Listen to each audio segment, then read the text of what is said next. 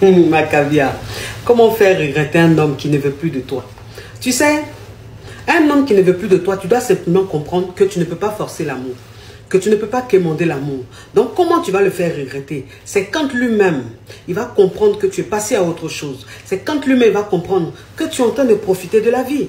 Parce que tu n'es plus avec lui, mais ta vie n'a pas pris fin. Et puis si ça se trouve, ce n'est pas l'homme de ta vie. Il y a encore d'autres hommes. Lui, il ne t'a pas aimé. Il y a un autre homme qui va t'aimer. Il y a un autre homme qui va te montrer le bonheur.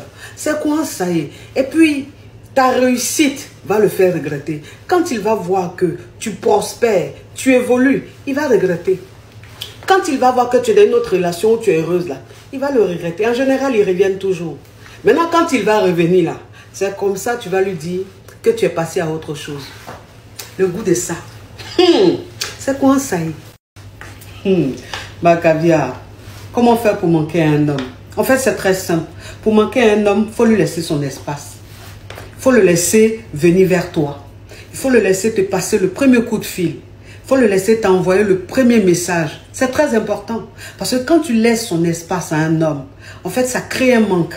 Et c'est lui qui vient vers toi. Mais quand tu es de trop, quand tu fais le premier pas, quand c'est toujours toi qui es en train de lui dire « Bébé, je t'aime, tu me manques et tout », enfin, ça ne peut pas créer de manque. Et pour vraiment manquer un homme, il faut avoir un emploi du temps chargé. Il faut avoir un quotidien riche. Ça veut dire qu'il faut faire quelque chose. Il ne faut pas rester là à attendre, à penser qu'à lui. Non, va travailler, va à l'école, suis une formation, occupe-toi. Parce que quand tu es occupé, tu n'as pas le temps de penser tout le temps à un homme. Et ça, les hommes, ils aiment ça. Et ils t'admirent. C'est quoi ça? Ma caviar, tu n'as pas confiance en toi. En fait, la confiance en soi, c'est un truc qui est très simple. C'est-à-dire que toi, une femme même, tu dois savoir que si tu n'as pas confiance en toi, aucun homme ne pourra t'aimer. Si tu ne te plais pas, aucune personne ne pourra t'aimer. Parce que si tu ne t'aimes pas, qui va t'aimer? Si tu ne te plais pas, tu vas plaire à qui? Aime-toi tel que tu es. Affirme-toi. Quand tu arrives quelque part, fais-toi remarquer. Il faut qu'on sente que tu es quelque part. Ne te laisse pas effacer. Et puis quand tu prends la parole, impose ta parole. Impose ce que tu dis. Ça impose le respect automatiquement. La confiance en soi, c'est pas la beauté. On n'a pas besoin d'être belle pour avoir confiance en soi. Parce qu'une femme même qui a confiance en elle, elle paraît plus belle que celle même qui est jolie. Donc, il faut avoir confiance en soi. C'est l'arme de toute chose. C'est la base de toute chose. C'est quoi ça? Il n'y a pas de risque. Le seul risque là, c'est quand tu veux éloigner la mère de son enfant. Ou bien quand tu veux forcément dire que oui, toi tu sais trop éduquer un enfant. Genre vouloir être trop dur à l'enfant, genre vouloir le maltraiter là. C'est là qui est le risque. Parce que si tu te comportes comme ça, elle va te jeter. Parce qu'une femme, quand tu rentres dans sa vie là, que tu la trouves avec un enfant, si tu l'aimes avec l'enfant. L'enfant, tu le traites bien. Mais tu ne vas pas maltraiter l'enfant. Et puis tu vas croire que parce qu'elle t'aime, elle va rester avec toi. Même si elle est mouton. Mais pour finir là, elle va voir clair, puis elle va te jeter. Pourquoi il y a de plus en plus de divorces aujourd'hui?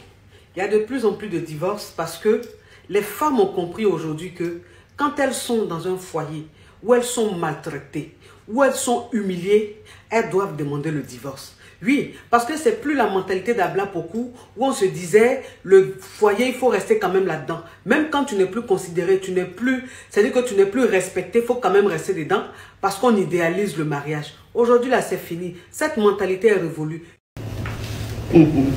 J'ai dit, comment gérer un boudeur? Il faut savoir qu'en fait, pour gérer un boudeur, il faut que toi, la femme, tu sois indépendante. Il faut que tu aies une activité. Il faut que tu aies ton entrée d'argent. Parce que quand tu es indépendante, que tu as un mari qui est boudeur, tu peux le bouder. Tu peux l'ignorer. C'est-à-dire que quand il a pour habitude de bouder à chaque fois, voilà, toi aussi tu le boudes. Tu l'ignores. C'est-à-dire que ça le déstabilise. Mais quand tu n'as pas d'activité, quand tu dépends d'un homme, quand tu vis dans son ombre, tu ne peux que céder à ses caprices. Tu ne peux pas vraiment le redresser. Tu ne peux pas le déstabiliser. Parce que si tu le redresses ou tu le déstabilises, qui va s'occuper de toi? Qui va payer le loyer? La vraie liberté d'une femme, c'est son travail. C'est son indépendance. C'est quoi ça?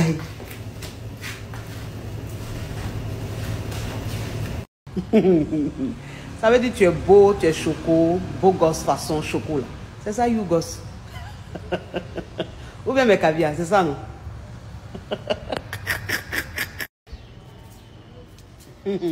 Ma chérie, comment faire pour ne pas que ton homme pense à une autre femme de dehors? Ma chérie, il faut le basser.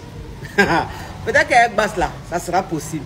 Sinon, regarde, quand tu es dans une relation là, ta priorité là, c'est pas penser à ce qu'il va faire dehors, ce qu'il ne va pas faire dehors. Déjà, même toi-même, il faut qu'il voit en toi que tu as confiance en toi. Et puis, il faut que tu lui montres que tu n'as pas peur de le perdre. En ce moment-là, l'amour va faire qu'il ne va pas penser à une femme de dehors. Sinon, si tu restes là, te concentrer dessus, là, tu vas souffrir. Hein? Toi, tu es venu sur cette terre-là, c'est ça là ta priorité. Ta priorité, c'est pas comment faire pour devenir milliardaire, c'est comment faire pour ne pas qu'un homme pense. Qu'est-ce que ça peut te foutre, ça, franchement, de nos jours, là, en 2021, là, ma chérie. Faut te réveiller. Hein? C'est quoi ça? Ma chérie, on ne choisit pas de qui on tombe amoureux. Tu es dans ta relation. Le plus important, c'est ton bonheur. Si tu es heureuse, que tu te sens épanouie dans ta relation, vis ta relation. Vis l'instant présent. Vis ton époque. Vis l'instant que vous êtes en train de traverser ensemble. L'avenir, laisse tomber. Laisse l'avenir à l'avenir. Laisse l'avenir à Dieu. Et profite de l'instant présent. Arrête de te prendre la tête. S'il te plaît, concentre-toi sur le bien que ça t'apporte. Laisse les détails. Laisse les futilités.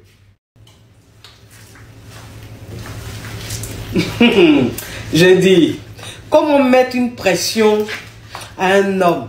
C'est-à-dire qu'on appelle ça la pression lente, la pression caviar. C'est-à-dire que le gars, tu lui parles pas mariage, tu lui parles pas engagement, rien du tout. Mais il dit, tu te rends moins disponible, tu te rends moins disposé.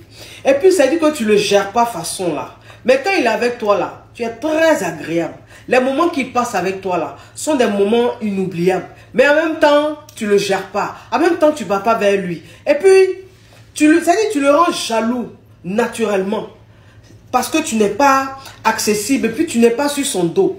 Et puis, il a l'impression qu'il y a un homme qui rôde autour de toi. Que tu as un prétendant. Il a dit, de toute façon, ça marche ça là. Là, c'est-à-dire qu'il va être collé, cimenté, planté. Ils sont maso. On appelle ça électrochoc. Ma caviar, comment vivre en harmonie dans un couple? C'est très simple. Pour vivre en harmonie dans un couple, là, la femme et l'homme doivent avoir une activité.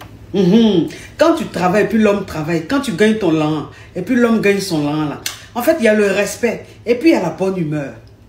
Et puis, dans le couple, là, chacun doit connaître sa place. C'est-à-dire que toi, la femme, tu connais ta place. Et l'homme, il connaît sa place. Quand c'est comme ça, là, vous êtes en harmonie dans le couple. C'est quoi ça? J'ai dit, ton mari est tout le temps sur son téléphone. Mais il y a des toi, tu n'as pas de téléphone. Toi aussi, tu as un téléphone. Il faut être tout le temps sur ton téléphone aussi. De toute façon, il est sur son téléphone là. C'est comme ça, toi aussi, tu seras concentré sur ton téléphone. Tu vas dire à une amie ou une soeur de t'envoyer des messages à chaque fois. Ou bien de te passer des coups de fil. Donc, toi aussi, tu fais genre, tu es concentré sur ton téléphone. Tu vas voir arriver à un certain moment là. C'est lui, il ne va pas apprécier. Il va commencer à se plaindre. Il va dire que tu es trop sur ton téléphone. Et puis toi aussi, tu vas lui rappeler que téléphone là, il a pris ça et puis il a fait ça comme sa peau. C'est quoi ça?